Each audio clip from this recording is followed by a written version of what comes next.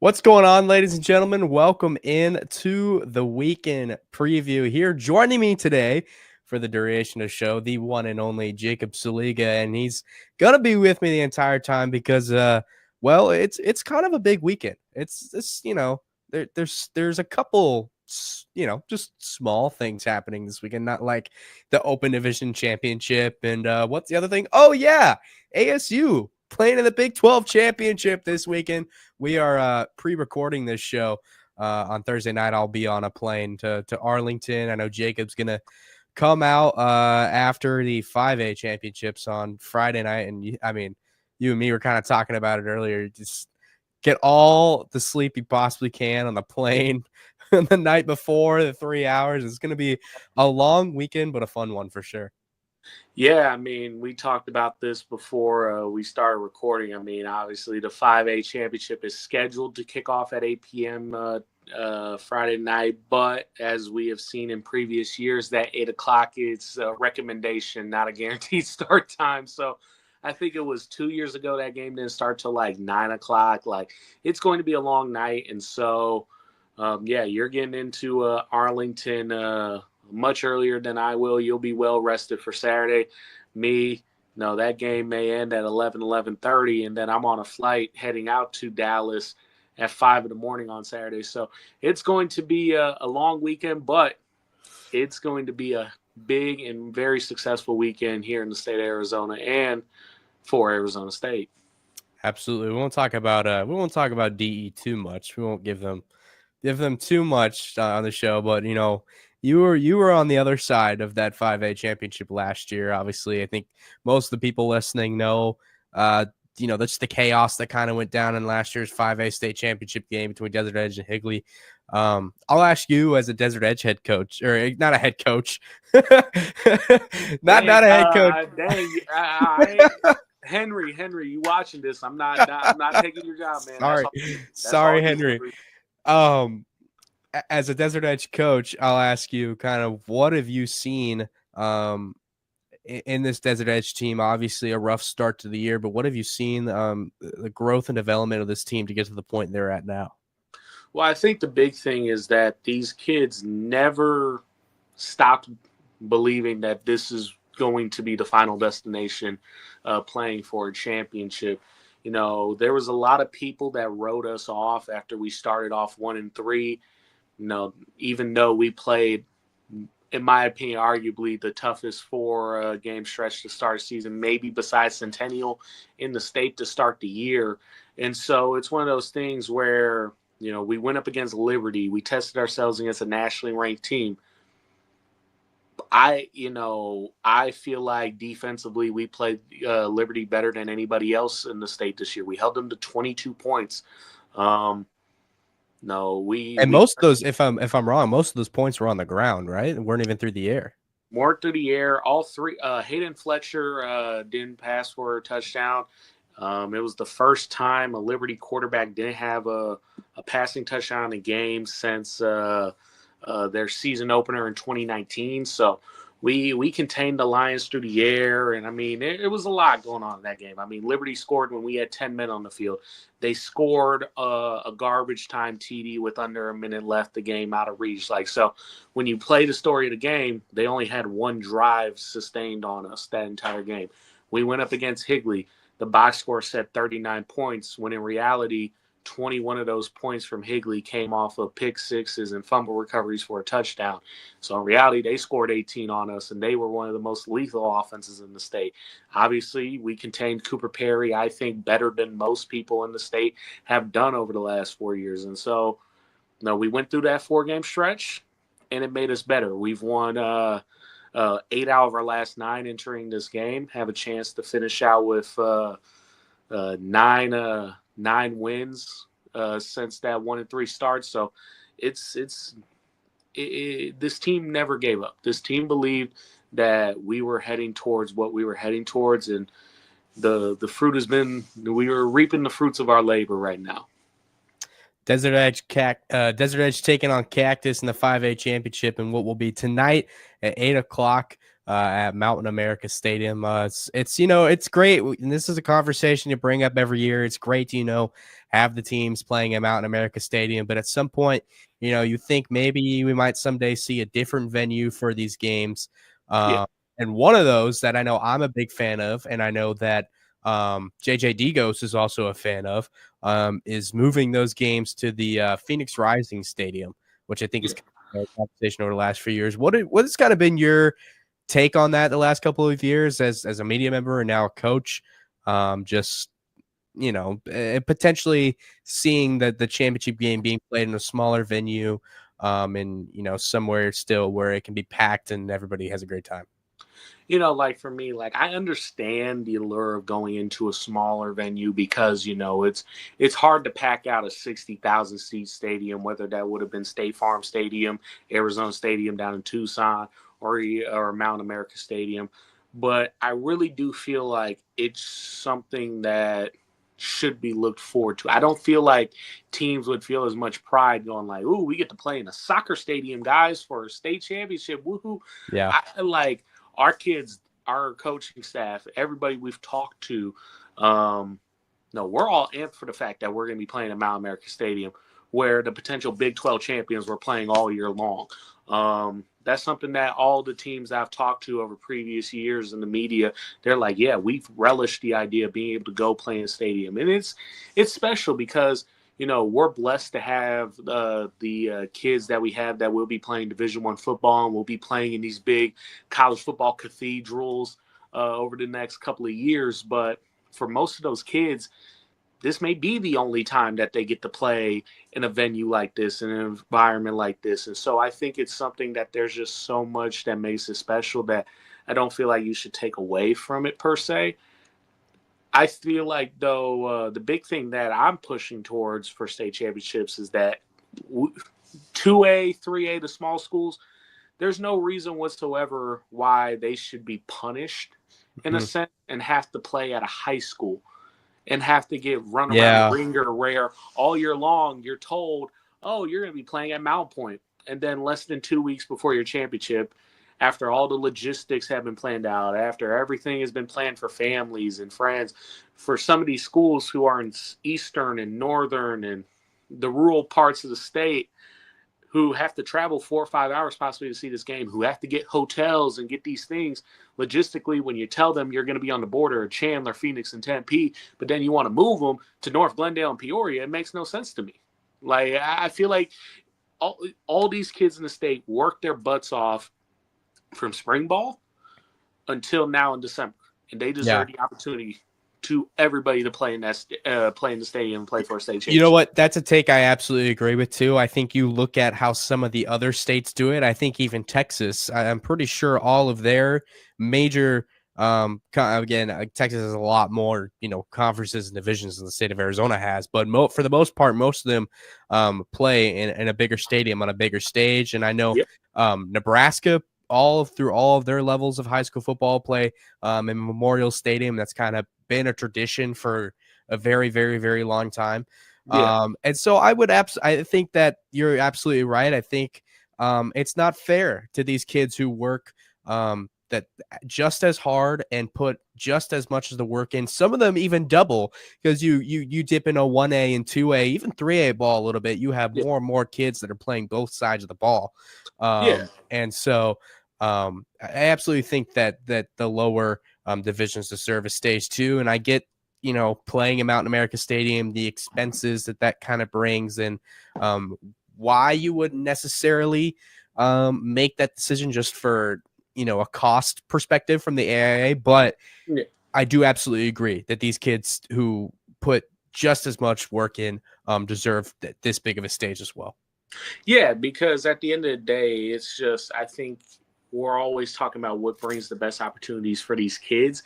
And to me, I feel like it's just so rewarding to give these kids an opportunity, because I also feel like too, like people are like, well, look at the attendance. They don't pack out all the stands and everything. If you told those families, if you told the friends and everybody who's connected with these teams, like, hey, we're not going to some random school in the middle of nowhere, Phoenix.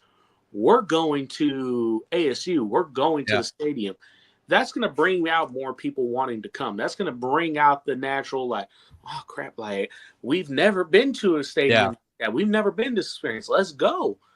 Like, I see benefits to it. I get it from the AIA's perspective, but at the same time, when states who don't really give a damn about football, like Minnesota, Oregon, couple others who find ways to put them in big time stadiums for all levels, I think it's a disservice that a state that's churning out NFL talent, consistent D1 talent, 5 stars, all these things, can't show love to all levels of football in the state. No, absolutely. You're absolutely right. And we'll spend more time talking about the games coming up this weekend, especially the Open Division game, which in itself is pretty much a college football game with all the Division I talent all over the field. We'll talk more about that later, but we got to get to the actual Division I football, talking about the Arizona State Sun Devils, who are headed to play in the Big 12 championship this weekend in Arlington. Before we touch on that, touching a bit on Arizona State's game against U of A last week in a big 49-7 win. Cameron Scadaboo, 3 first half touchdowns once again,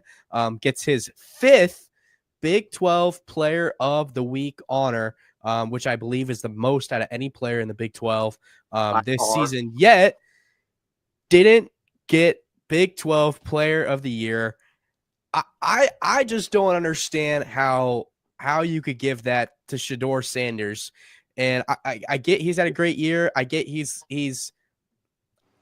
I mean, he's not at the top of the Heisman list. I mean, I think you and I can both agree with that. No. But when you look at a guy like Cam Scadaboo, who's most certainly is at, maybe top 6, top 5 in the Heisman list, I would even argue top 4 potentially, for him to not get that award. And if I'm pissing off any Colorado fans out there, great. I'm happy, because I absolutely think that Cam Scadaboo should have won Offensive Player of the Year in the Big 12, and there's no ifs, ands, or buts about it, period. Yeah, like my big thing is that, yes, it's cool that Shedeur has done what he's done this year at Colorado. I'm not trying to take away from what Shedeur has done, but in a sense, what he's done was expected entering the year. Colorado was expected to at least get to a bowl game. Arizona State was picked by all of us in the media to finish in last place in the conference. The coaches in the conference who voted Shedeur to win Offensive Player of the Year voted ASU to finish 15th in the conference.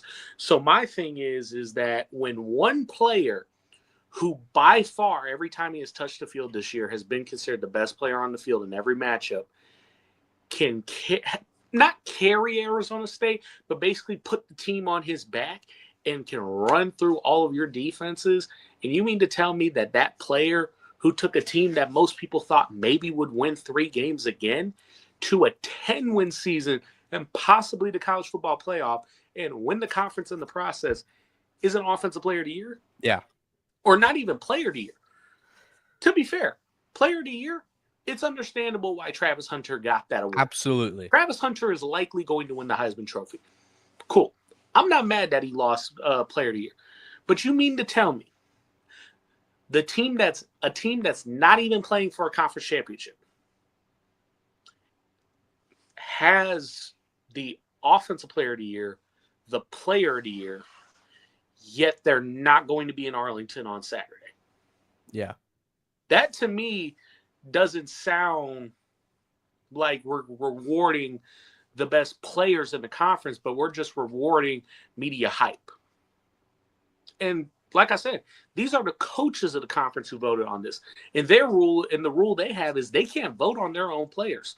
So that means to tell me these coaches outside of Deion Sanders were like, yes, we got ran over. We got ran through by Cam Scadaboo. He bullied the hell out of us for 4 quarters. Kyle Whittingham at Utah. We don't know how these coaches voted, but I would be very surprised if I found out that Kyle Whittingham, Lance Leipold, Kalani Sitake, Brett Brennan, a couple of these guys, if any of them voted for Shedeur after what Cam Scadaboo did to them, me personally, I think that's just bull. Yeah. There's no reason whatsoever by a guy who has backpacked this team and is likely going to New York for the Heisman Trophy ceremony for finishing top 5 in voting is an offensive player of the year in the No, conference. you're absolutely right. It's an absolute disservice. And Cam will go out there and say it, and we'll talk about Kenny getting coach of the year in a minute. They can go up there and say, like, oh, we just want to win as a team. We don't care about the individual awards.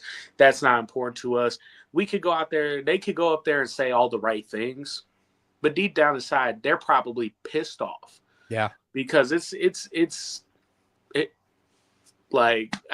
I'm at a loss for words. It's just. I mean, what's really happening is they're giving Cam Skadbu all the fuel to go rush for 250 yards and 3 touchdowns in the Big 12 championship. Oh, 1,000%. And I hope he does it, because it will be hilarious when all of the national media and all the national people are talking about Cam Skadbu. Wow. Like that, what people are going to fail to understand. We have watched the Big 12 all year, and all of us who have covered the Big 12, I had the Big 12 week in review every week, talking about all the different teams in the Big 12 and what was going on. All of us who have seen Big 12 football all year. Yeah. We know what Cam Skadbu is going to do, especially us who cover ASU. There is going to be a large contingent of national audience, especially in the Southeast, because the Big 12 championship leads into the SEC championship on ABC. There's going to be a large contingent who may be watching Cam Skadbu for the first time all year and are going to go, oh my goodness, who is this running back? What the heck is going on here? Where has this guy been? Why isn't he playing in the SEC? This, that, and the other. And the Big 12 is going to have to sit there and have to eat crow. And it's very likely with the Sun Devil victory that Mark Yormark, the commissioner of the Big 12, is going to have to hand that game MVP trophy over to Cam Skadbu. And I hope that when we get into that press conference on Saturday, we're going to ask Cam, be like, hey, so did not getting Offensive Player of the Year fuel you to this? And I hope he has a clever response ready for it. Because, like I said, I'm just frankly in shock right now. It's definitely something to look forward to for sure. And definitely looking forward to see what happens in that game. We'll talk more about how Arizona State can utilize Cam Skadbu in the Big 12 championship. But going back to something you mentioned, Kenny Dillingham getting named Big 12 Coach of the Year. Just a testament to what he's done over the last 18 months. And something I mentioned on the postgame show on Saturday is that we've talked a lot about what Kenny has done over the last 18 months, over the last 19 months, the last 20 months. But I think with the direction Arizona State is going and what ASU has done this season, we really need to start focusing on the job that he has done within the last 7-8 months. That is through fall camp, through the summer, this season, just overall as a whole. Because, yes, all the stuff that has happened before this season builds up to obviously what this season became. But now that ASU's here, we really got to take a second to look back and reflect on the job that Kenny Dillingham getting his team ready for what none of us expected to be a 10-win season. Yeah, there wasn't much outrage, surprisingly, that Kenny won it over Deion Sanders, which I thought was awesome because, no, I would have expected there to be a lot of outrage. But, Kenny rightfully won the award.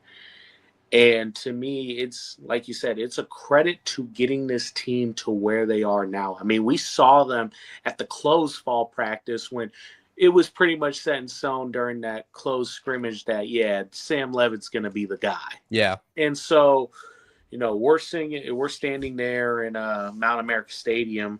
We're watching everything go on. And we listened to him afterwards. We're talking about everything that's going on. He has a player who he just magically tells us at the end of the press conference, like, yeah, he's retired from football. Who we're all like, oh my gosh, he's going to be a starter this year. This Kenny Dillingham has turned Arizona State back into a place where people want to be. Kenny Dillingham has turned Arizona State into a program where there's an energy around it. There's a buzz, and people want to be a part of it. There are kids, and we're going to talk about the transfer portal here in a little bit. There are kids who are going into the portal and kids who have already hopped into the portal who very much felt emboldened by what Kenny Dillingham and his staff has done this year at Arizona State, that they want to be a part of it. And I think that's something that if you would have said before the season that Arizona State was going to be this destination where kids may return home and kids from all these other schools throughout the country are going to want to try and join the Sun Devils, people would have thought you were crazy. But that's coaching. Like, you can have all the talent in the world. You could be Ohio State with a do-it-all quarterback, with arguably the best running back duo in the country, the best safety in the country, the best freshman receiver, all this talent. But if you can't get over the hump because of coaching, you're screwed. You won't win a national title. You won't get to play in the conference championship. Ohio State's sitting at home with all that talent and a $21 million roster because of coaching. Arizona State is 10-2 and playing for a conference championship after being projected to win 3 to 4 games because of coaching. Coaching gets talent over the hump. Coaching pushes teams to their max potential and pushes players to where they could be.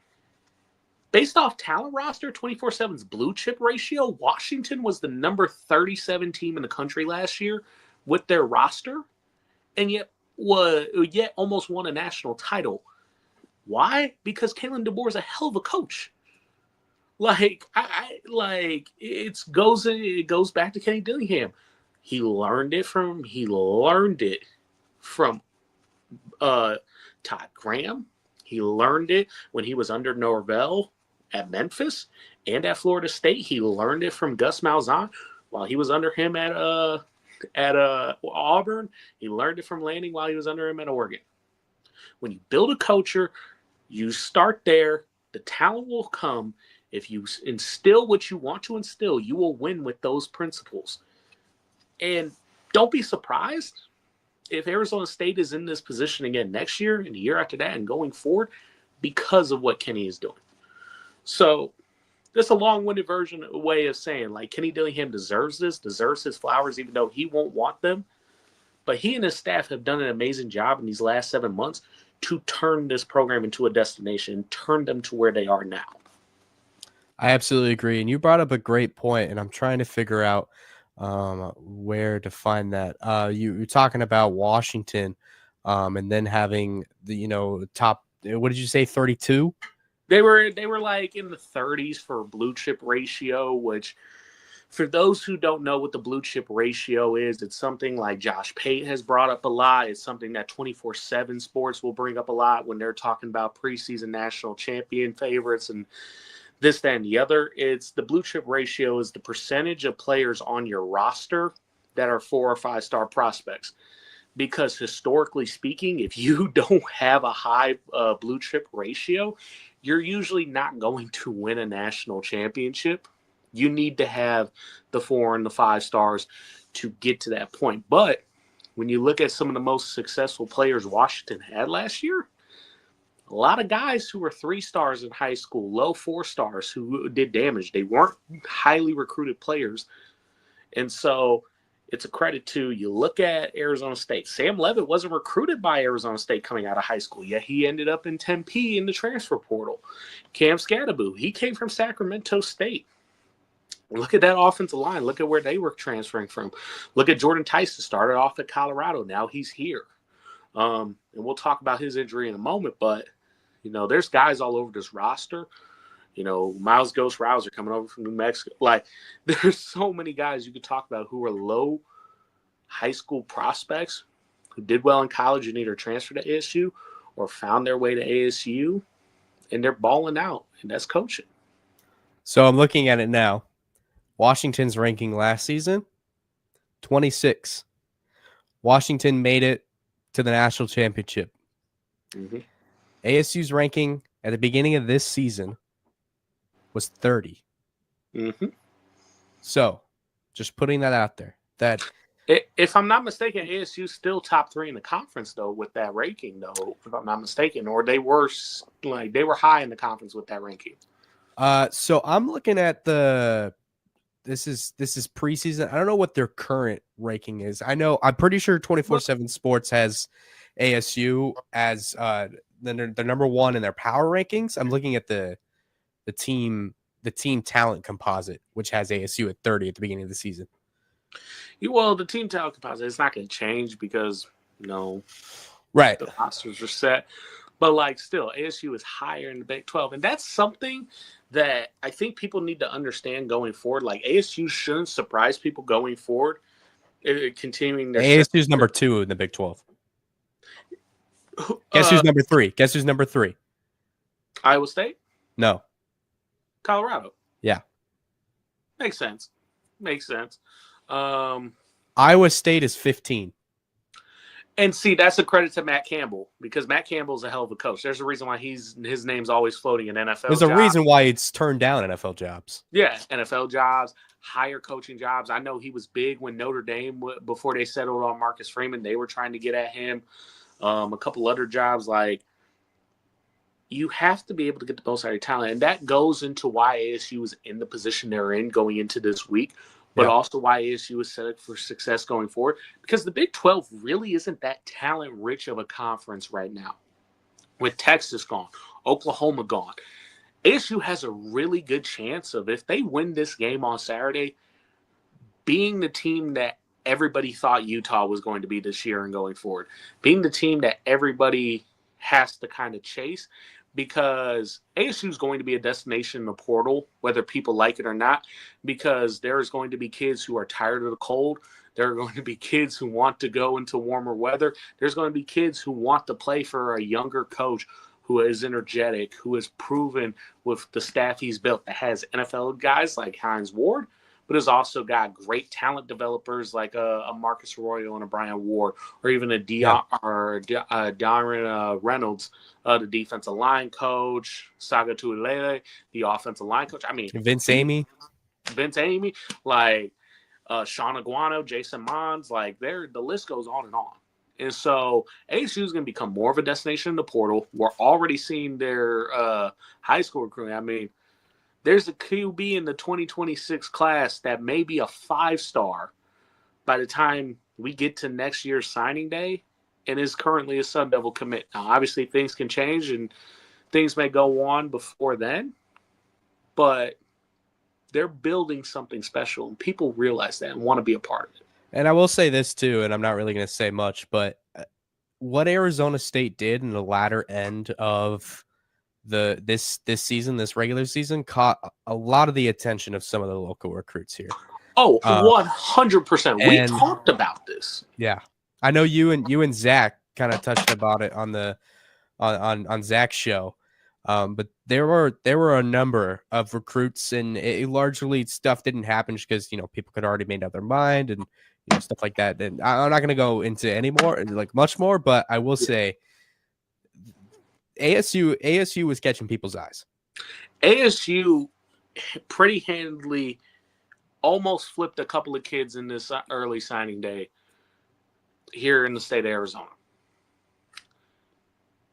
These are that's something that I don't think people could have seen coming before the season. And I'll tell you this right now, there are multiple kids, especially in that 2026 class, who are very much paying attention to ASU, but the class that is really yes, we are bought in, we see the vision, and we're going to keep up with this going forward if ASU stays doing what they're doing, is the 2027 class, which may walk out with 4 or 5 stars from the state of Arizona, people. Which is crazy to think about. There's potentially the 2027 class is loaded. There's 4 or 5 stars potentially from the state of Arizona in that 2027 class. And there's a potential 5-star in the 2028 class off rip. He also plays the Desert Edge. Yeah. Just had to throw that out there. Shout out Jelani George. Yeah, just got Georgia the other day. Freshman casually has a Georgia offer, just doing his thing. But like I said, that 2027 class in particular is something to keep an eye on, because I think the Sun Devils have a very good chance of continuing courting some strong 2026s. Yeah. But if they continue the success, that 2027 class is going to choose Arizona State as opposed to leaving the state. And that may be the class that officially flips the switch to where Oregon, the Oregons of the world, pardon me, the USCs and UCLAs, the Utahs, Oklahomas, the strong power programs that have consistently come into Arizona and kind of pluck talent like this all throughout the state and kind of been like, no, you don't stay home, you go here. That may be the class that finally puts the blockade around the state and allows Dillingham and his staff to keep doing what he's doing, especially if And Brent Brennan and his staff does not improve in year 2 at U of A, because they probably won't get a year 3, and that would set U of A behind in in-state recruiting even further. yeah, and I think another thing too, is I think one of the reasons why Arizona did bring in head coach Brett Brennan in the first place was his strong connection to the state of California. Yep. And so now you look at a potential future, let's say in 2 years or so, where Arizona State not only is keeping these players away from going to these other schools out of state, but guess what? You also have a strong connection to the state of Texas, which arguably is the Yep. most powerful state when it comes to just pouring out recruits. There's a Right behind them. There's a reason on signing day why Dillingham and his staff was at practice wearing the Texas to Tempe t-shirts. Yeah. And then you talk about the state that's arguably right behind Texas, the state of California, which then you'd have a situation where ASU has out-recruited the state of California, the state in which Arizona brought the reason why Arizona, one of the reasons why Arizona brought head coach Brett Brennan to the team was because of how well he recruited the state of California. Yep. And then ASU, of course, is always they've always gotten a few kids from Louisiana. They started dipping into Pennsylvania a little bit. Obviously, they got the Poly pipeline. Just took the top kid out of New Mexico and Cam Dyer. Right. And that's really, and New Mexico really, that's really an area that nobody kind of, digs into too much. There's not a whole lot of talent that's come out of New Mexico. Yeah. But Arizona State, I think, going out there just being like, yeah, this is our guy. And I actually found it interesting talking about signing day just for a moment. I know we're going to get to the Big 12 championship. We're going to talk about it and talk about, that some of the stuff that happened in the U of A game that is going to affect that. But I found it a little interesting that when Arizona State was putting out their graphics for their signing day, that they listed Cam Dyer as a quarterback. And I'm interested to see if potentially Cam Dyer comes in and either if it's in spring, I'm not sure when he's coming yet, but he should be there for spring ball. If he comes, okay, so if he comes in the spring, I'm interested to see if they maybe have him, start at the a little bit at quarterback. It just kind of depends what ASU's room looks like. Obviously, now that Jeff Sims has an extra year in eligibility, and I've heard that he's not, returning to Arizona State isn't off the table. And so obviously Sam Levitt will be back. He's going to be the starting quarterback, but Trenton Bourguet's gone. So there's like this third or potentially second string opportunity here for last year's New Mexico Gatorade Player of the Year, and could even potentially be this year's New Mexico Gatorade Player of the Year. There was a lot of conversation about Cam Dyer. I mean, he was recruited to come in and play wide receiver. He is an athlete. 6'4", 225 though, so he's got the build. He can be whatever he wants to be. So Taysom Hill. But I do believe that Chris Cartman, a Sun Devil source, did tweet out that Cam Dyer was going to be playing some reps at QB during the spring, and then it would be reevaluated going into the summer whether or not they would commit to him fully making the switch to receiver, or if they would be letting him play at QB. But because you have Sam Levitt, who is going to be the guy for at least another year, possibly 2, it's a situation where you have the ability to kind of breathe a little bit with that quarterback spot. Because especially if Jeff Sims comes back. If Jeff Sims comes back, that number 3 QB spot then becomes a question mark. Obviously, you have PWO and Navi Bruzan, our reigning Gatorade Arizona Player of the Year.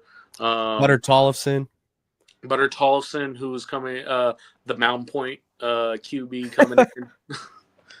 Mountain Point QB coming in. So there's going to be competition for that third spot. And, with Dyer's athletic ability and just what he showcased, I mean, I've talked to somebody close to the situation who has coached actually Cam Dyer, has helped develop him to who he is. Rob Kujath, who's currently our QB's coach at Desert Edge, just left La Cueva and has been the QB's coach for the past couple of years for Cam Dyer. And so he talked to me about what Cam Dyer's strengths are and just sort of how his game is played. And I think he would be a less turnover-prone Jeff Sims. Yeah, absolutely. And a less and I think more physical, more Like, just, he's got the bigger build, and I think he has a higher potential than Jeff Sims. Yeah, but that's the thing. Like I said, he is a less turnover prone Jeff Sims. A less turnover prone Jeff Sims it might be a superstar. So, We all know what Jeff Sims did at his freshman year at Georgia Tech. So exactly. And the zip on his ball, the big thing that Kujaf had mentioned was he's very accurate for being an athletic QB. A lot of the times, mobile QBs like that, especially those bigger ones, they aren't exactly fully accurate. mm-hmm. He's fairly accurate. Mm-hmm. He knows how to fit the balls where he needs to get the balls to fit, and so I think that's something that will be an interesting situation to monitor going into spring ball. Obviously, we got a long way to go before we get there. We still got a whole conference championship and possibly an entire college football playoff to play out before we do that. Absolutely. We spent way more than enough time harping on, why Kenny Dillingham deserved the Big 12 Coach of the Year and more, talking about National Signing Day. Let's talk about the big one. Big 12 Championship coming up this weekend at the Dallas Cowboys Stadium, AT&T Stadium, 10 o'clock Arizona time, 11 o'clock local in Texas.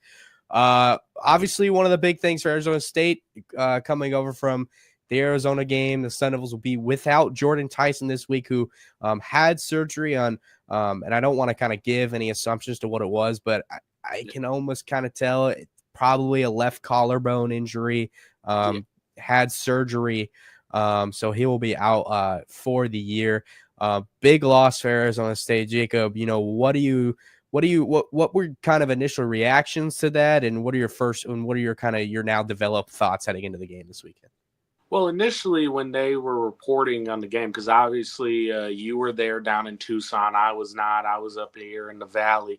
When I saw the tweets that Jordan Tyson was going down with the shoulder injury again, going to the locker room evaluate. Once they showed on the broadcast him in the sling, I knew that something was up. But, you saw him smiling the entire time.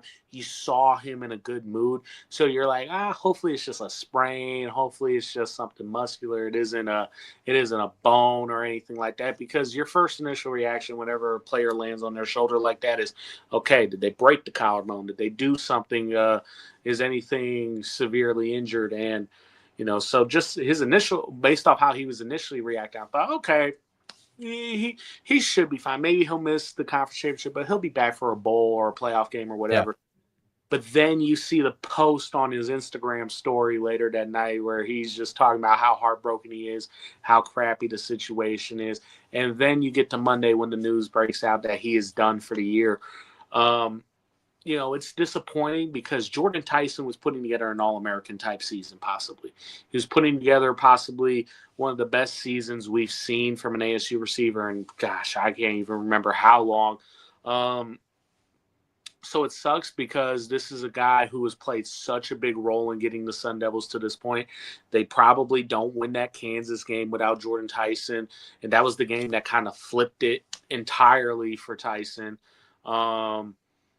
That Kansas State game, who knows what happens in that game without Jordan in the receiving game. So it's just his impact has been so immense all throughout the season. Just so for him to have done so much to help the team get to this point, it is disappointing to not see him get the opportunity to go out there on Saturday and play for a conference championship.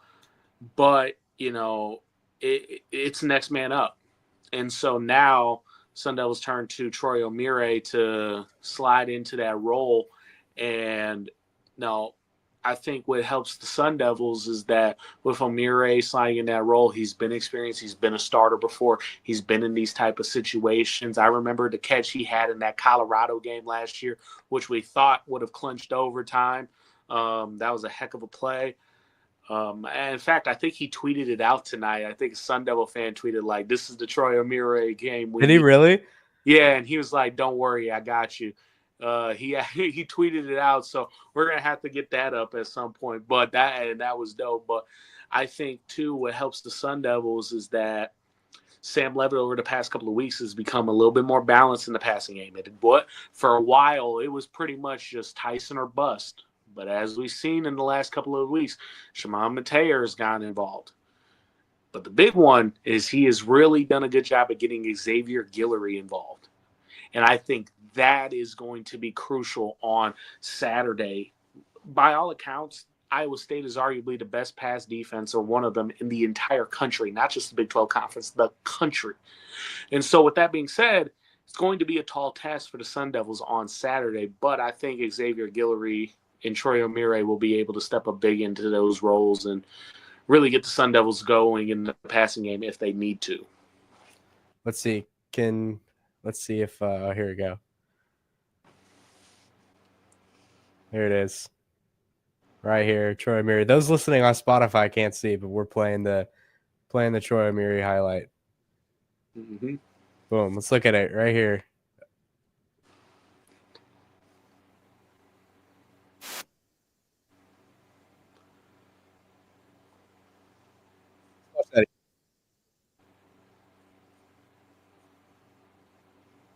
I mean, come on. That was an incredible catch last year. Jacob, I think you're like, are you right over here? Or you're somewhere like in the corner right here? Oh, I think you and me are right here in the end zone. Yep. Because I remember after this happened, we were on the when Colorado had their they had the Amazon Prime show last year.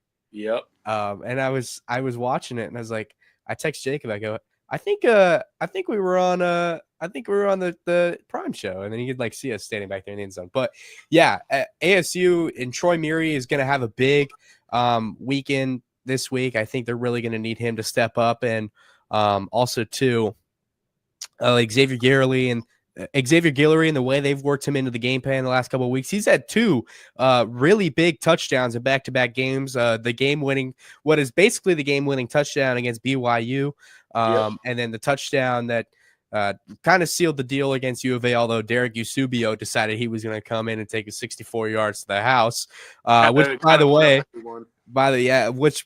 people are going to get to learn Derek Eusebio over the next year or so. I really think Eusebio has a good chance to contend for that starting slot wide receiver position next year, which we'll dive into that another time. It's a whole other topic. But another player too that you gotta name, because since postseason games do not count against redshirt eligibility, Malik McClain. Very, very likely that Malik McClain will be worked in the game plan this week. He's been spending time with the first and second team in practice, and I will just say this: there were a couple catches that he made during the fall that just made me go like, what? Man, he can really get up there. He can go up and get the ball, and he's got good speed too. I'm interested to see how much ASU does work him in the game plan. I think obviously O'Meara is going to get more of the snaps, and Guillory as well will probably play the entire game. But I'm definitely interested to see how and what ways they utilize McClain, because there's not really a whole lot of film. I think he maybe played one snap. The games that he did play early on in the season. He appeared in 2 games. He did appear against Mississippi State and against Texas State. And so he's gotten into the games, but I think having the extra time in practice and everything since he obviously has had to sit because of the red shirt, I think that's allowed him to get involved with the offense and understand what he needs to do and learn what he needs to do in order to be successful on this team. Because I think, especially once we figured out that he was going to redshirt and everything like that, the eyes were next year him stepping into that type possible starting role. And so I think it's a good audition for him to prove like, hey, y'all don't need to bring in a transfer receiver to try and take this spot. You don't need to do this, and that. You got your guy right here. You just got to let him rock. And so, I think the big thing for McClain is that because he's so big with his size, I'm going to say he's 6'4". He's got a big wingspan too. Yeah, like he's a guy where maybe it's 50-50 balls that you need to get that usually Tyson would be thrown challenged with getting thrown up to him and pulling down. That might just have to be his job this week because, this downside to Xavier and Troy, there's more shifty. They're a little bit smaller receivers. They're not exactly guys who are going to be able to create a size disadvantage against opposing DBs. And so that is, I think McClain is somebody who Sun Devil fans definitely need to keep an eye on. And I think it helps, too, that since he really didn't have much film earlier in the year, there's not much for Iowa State to prepare for with him. Yeah, absolutely. And one player I know Iowa State will be highly prepared for is the one and only Cam Scadaboo. And you look at this matchup, this game, obviously, I think the big statistic that sticks out is that Iowa State doesn't exactly have the strongest run defense in the country. How can ASU take advantage of that? And how might Iowa State maybe try to, come out and have their best game defending the run? Well, I think the big thing for Arizona State is that the Sun Devils are going to win this game. He is somebody who is Cam is going to have to win them this game. Iowa State is one of the worst run defenses in the entire country. Iowa State currently is 112th in the country in rushing yards allowed per play.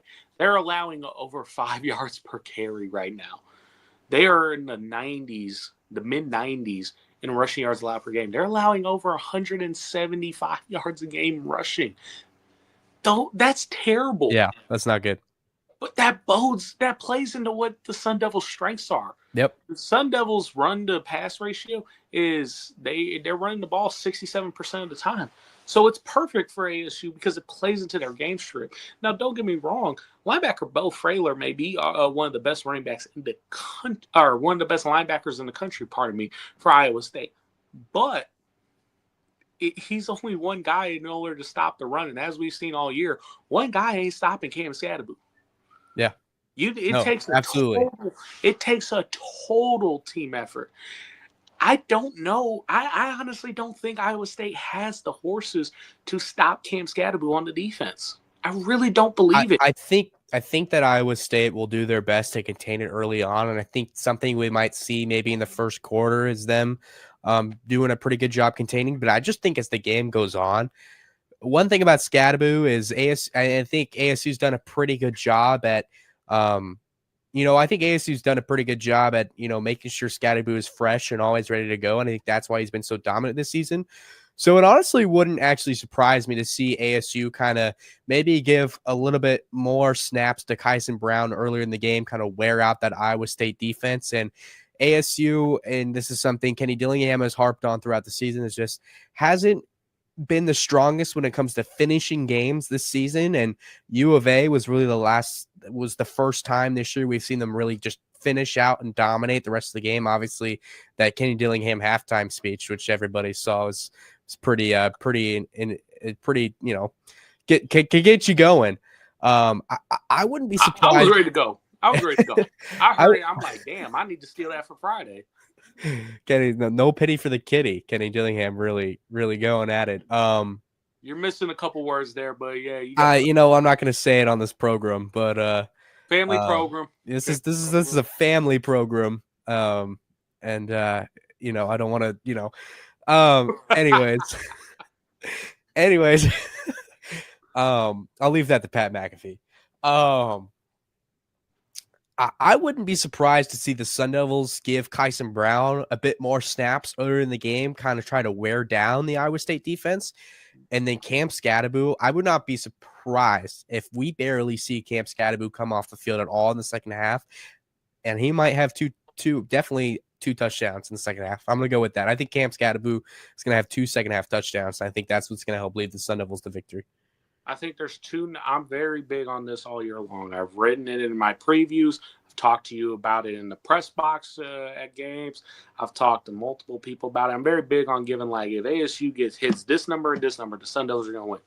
The magic number on Saturday, if the Sun Devils are going to win, is 25 and 4.5. Or 4, I should say. If Cam Scadaboo reaches 25 carries and is averaging 4 yards a carry, Sun Devils are going to the college football playoff. Josh Pate has his padlock stats that would be a padlock stat for me, because there's only been 4 games this year where ASU has had to run the ball enough to where he's gone over 25 carries. Do you know what 4 games they are? Over 25 carries. 25 or more carries, yes. Mississippi State. Yep. Obviously, that was the game he finished with. He got to what, number 3 in the single game rushing record? I think so. Kansas. 25 on the dot. Cincinnati. Nope. Okay. I would have figured because they gave Sims. So Mississippi State, Kansas. I'm gonna go Oklahoma State. Nope. He finished. No, he didn't. He was short. Yep. BYU. BYU was one of them. You're missing BYU, and definitely wasn't Wyoming. I can completely rule that out. Was it Texas State? Nope. Finished with 24 against Texas State, not 25. What was it? What's the last one? Kansas State. Kansas State. Yeah. Sun Devils are 4-0 when Cam Scadaboo's at 25 or more carries, people. And when you're going up against such a vulnerable rush defense like this, you have to take advantage of it. You have to play to your strengths, especially considering where Iowa State's the weakest in their rush defense is right up the middle. They're averaging 6.7 yards allowed per carry on rushes that go through either A gap. And ASU's got a pretty good run blocker right there up front. First team all conference, sneaky candidate for center of the year in the country, Lee Fontenot. So I think you see where I'm going. Where absolutely, I'm like, was averaging 4.5 per carry, but is able to get going up the middle. Iowa State's in trouble. It's as simple as that. Iowa State's going to be in trouble if ASU is able to just run it up the middle, because as we know, Cam Scadaboo, he can get to the outside, but he's somebody who just wants to run between the tackles. He wants to hit through his gaps. He's a patient runner who lets the play develop. If Iowa State can't stop him up the middle, it's going to be a long day for the Cyclones. Yeah. No. But if they are able to, ASU, it's going to get a little dicey, because Iowa State is one of the best passing defenses in the country. Yeah, absolutely. And I want to jump to that point now. What is Iowa State going to have to do? And just kind of for the people who don't really know what Iowa State looks like, kind of give them a bit of a first look, and how can the Cyclones win this game? Well, first things first, Iowa State is pretty much top 10 in every passing category you could think of. They are allowing the second lowest completion percentage in the country this year. They are allowing the 4th least amount of yards passing per game. They are also forcing, or I should say, containing the passing game so well, forcing defenses to go shallows and underneath, that they're allowing about 6 yards per pass. Mm-hmm. Think about that, 6 yards per pass. That's top 15 in the country. Like, this Iowa State defense is predicated on forcing you on just trying to force you to pass the ball, because they like to jump on you early, play methodical offensively, force you to pass because you feel like you have to chase, and set you up for failure. And so I feel like if the Sun Devils are able to play their game, it's going to be fine. But I will say this, though. There's an underrated stat for Iowa State's pass defense for how strong it is that the Sun Devils may be able to take advantage of. Iowa State is currently 124th in the country in sack percentage and in quarterback pressure percentage. So for those who may not understand, what I mean by that is that Iowa State is near the bottom of the country in forcing sacks and forcing QB pressures. If the offensive line holds up, with how Marcus Arroyo and Kenny Dillingham like the offense to run, where it's in the passing game, where it's a lot of crossers, it's a lot of picks, if you will, in the sense it's where a lot of that they've a couple times this season they've scored on that little slot corner play that they love to run. Usually it's with Tyson, but I mean, you got McLean who can get up, or Miri as well. They love utilizing their slot receivers and their tight ends to sort of create a natural pick with the routes that they're running to kind of force a linebacker out of position or force a DB who's trailing a guy in motion or all these other things to get out of position where it creates an opening to get yardage, Yeah. which is where Sam Levitt feels the most comfortable. And so if Iowa State can't get any pressure, that's a big issue. And I think Iowa State, it boils down to this. If I'm telling you how bad the rush defense is up the middle, if I'm telling you how little their sack percentages, their QB pressure percentages, all these different things, what does that tell you the weakness of Iowa State is?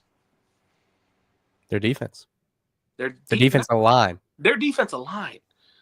And when you look at defensive lines Arizona State has gone up against this year, that BYU defensive line, one of the better defensive lines in the conference and in the country. On top of that, Arizona State did a pretty good job of containing that BYU defensive line. I would even argue that Kansas State, who coming into that game, I believe, was the top 10 run defense. And like you mentioned, that was one of the 4 games this season where Cam Scadaboo had 25 carries. Kansas State. Or even think about Utah. Think about how people got to understand that was when Utah was still a top 16 team in the country. How many times did Cam Scadaboo break open? Oh, my camera just went. Hang on. Hold up. What's going on? Camera, come on. We're in the latter end here. Don't fail me now, camera.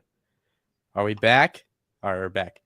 How many times in that Utah game did Cam Scadaboo break free up the middle for touchdown?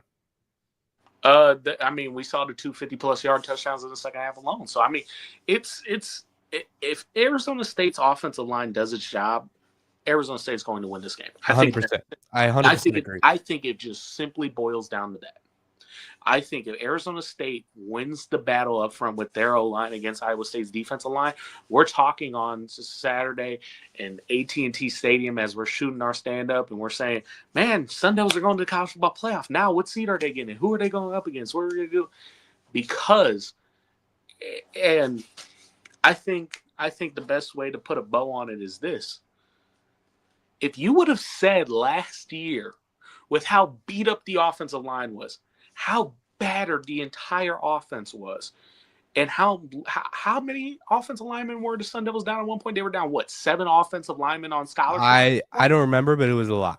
It was to the point where the Sun Devils couldn't even try a PAT because they didn't have enough big bodies. That would have beat Washington, by the way.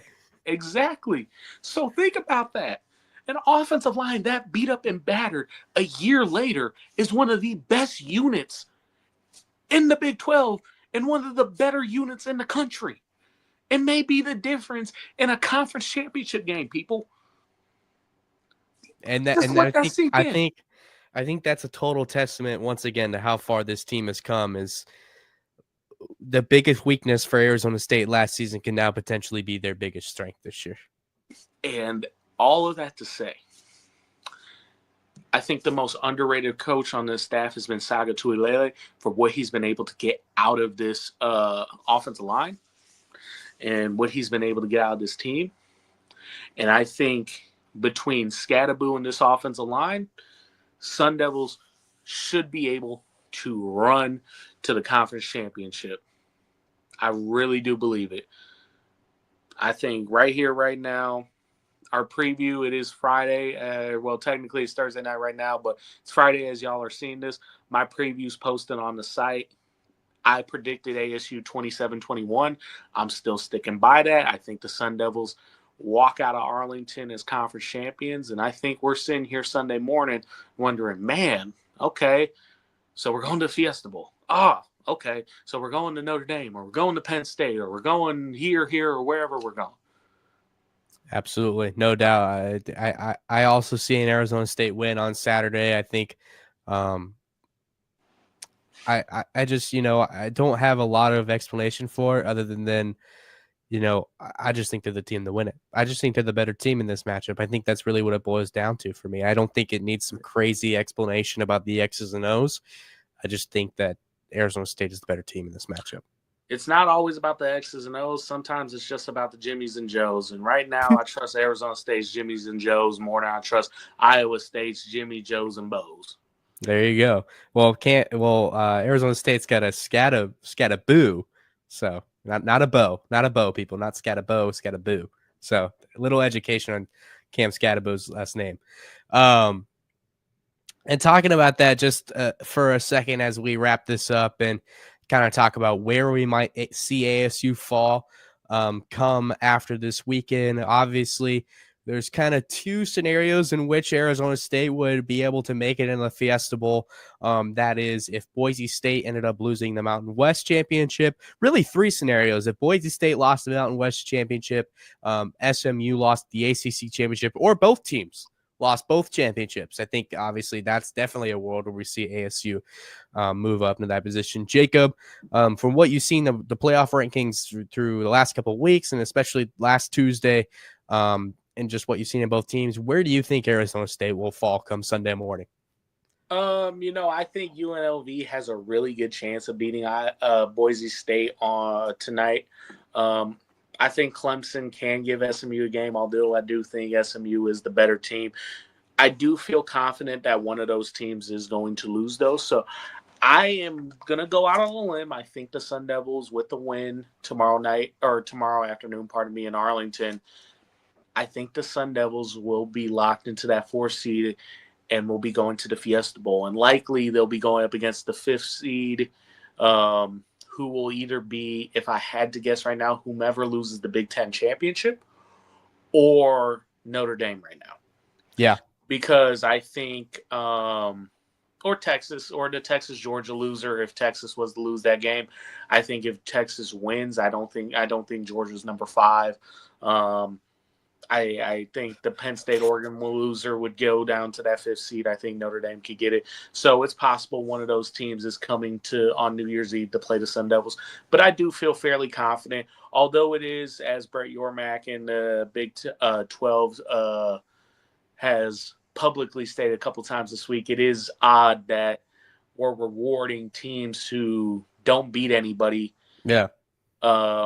With potentially a top 10 ranking all year, and then a possible bye over a Power 4 champion who's beaten, by this point, it would be 4 ranked teams on the season, 3 of which would have been ranked in the top 15. But hey, what do I know? I just For anybody who missed it or didn't see on Twitter, Brett Yormark went on like a 3 or 5 minute rant at the beginning of a Zoom call with a bunch of national media yesterday and local media too, just about how the college football playoff is basically broken, is basically what he said.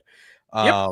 And it's only year 1 of a 12-team playoff. Yeah. So congratulations to everybody and their grandmother who said yes, or I should say congratulations to all the TV people who have decided to really put a damper on college football by trying to make more money in lieu of putting out a good product. Yeah. Because it's year 1 and they've already failed. Their system, what they tried to build, what they wanted to do, failed. Yeah. And now we're sitting 1 game away from potentially 11-1 Mountain West champion who's going to get a bye.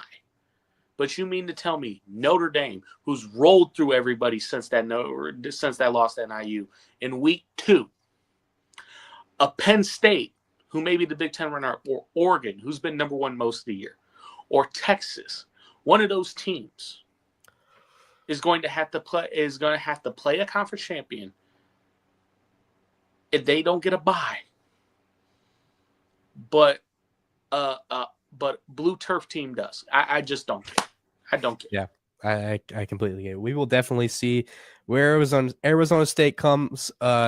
Falls comes this Sunday. Jeez, it's getting late, folks. My brain's starting to get tired. I got to pack for Arlington still and do some homework, and got a math final at 9 a.m. in the morning. So that's gonna be yikes. But Arizona State taking on Iowa State in the Big 12 Championship in Arlington, Texas on Saturday morning, 10 a.m. Arizona time, 11 local time in Texas. Jacob, I'll let you get out of here. I'm going to close up talking about some of the high school football stuff going on this weekend. But as always, great to have you, and I'll see you in Texas.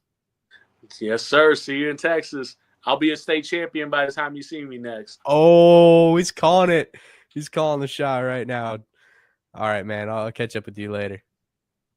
Later. That was Jacob Saliga joining me here on the weekend preview. He's still sitting here, but I'm trying to see if StreamYard wants to collaborate with me. Oh, I think I know why. It won't let me touch my screen. Oh, he's gone. All right. Well, big thanks to Jacob for coming on and hopping on the show today and talking. This is the one thing I didn't even mention at the beginning of the show is I'm wearing a green shirt. I got a green screen behind me. Can't even see it. I wonder if I can touch it. It's right there. The green screen's right there. And I've been wearing a green shirt. I guess it's a bit of a darker shirt the whole time. So it's been weird. Those listening on Spotify, I'm wearing a green shirt on a green screen and it's having no effect. So there you go.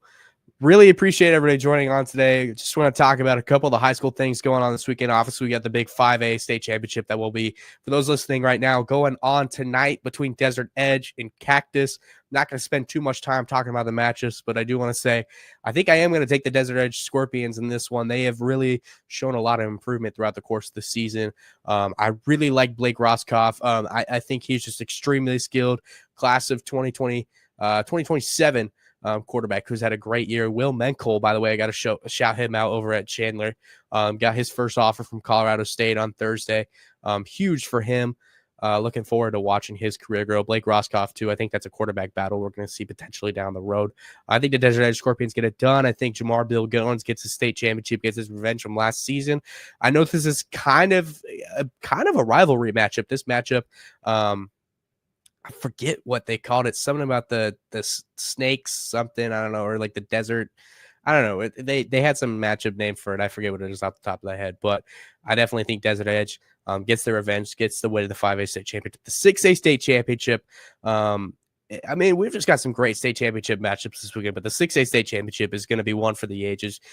Got to talk about this Centennial team who has come the farthest out of any of the teams in any of the state championships this weekend. What Richard Taylor has done in this Centennial team is truly extraordinary. And I was out at the game last week when Queen Creek was, when Centennial was taking on Queen Creek, and just the emotion from Richard Taylor after that game was something really inspiring, actually, because this is a coach that has been at Centennial for a very, very, very, very long time, and to still see him have that love for the game and that emotion for his team it's really cool. And it was a really cool moment to see Richard Taylor kind of just being vulnerable to his team. And from the distance they have come to the beginning of the playoffs, 3-7, 6-7, now the chance to finish the year sitting at 500. What Richard Taylor and the Centennial Coyotes have done this season. And obviously their transfers have been a big part of that. Aaron Alvarez defensively has been a big part of that for Centennial this season. Nico Boncourt as well on both sides of the ball. Kanan Mana has really turned his season around. I thought he had a really great week last week, and the rushing attack from Centennial too has been great all season long. They got a ton of great running backs all over the field, just a lot of speed. They are really going to be challenged by this Mountain View team, who I think going into the Brophy game last week, by far the hottest team in the state. What Andy Litton has done in year one with the Mountain View Toros is truly extraordinary.